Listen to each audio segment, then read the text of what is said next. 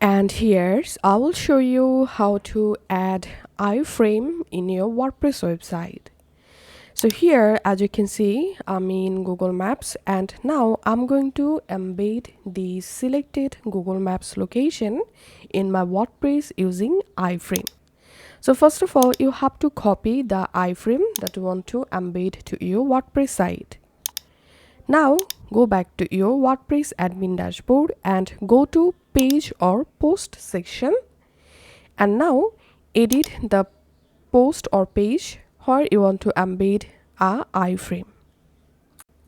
Now select a block and here select custom HTML block, and now here select HTML, and in this HTML box you have to paste the iFrame that you want to embed to your WordPress site.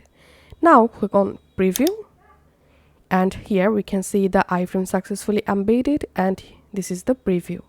Now click on save to save changes, and that's how we can easily embed iFrame in our WordPress website. Thanks for watching.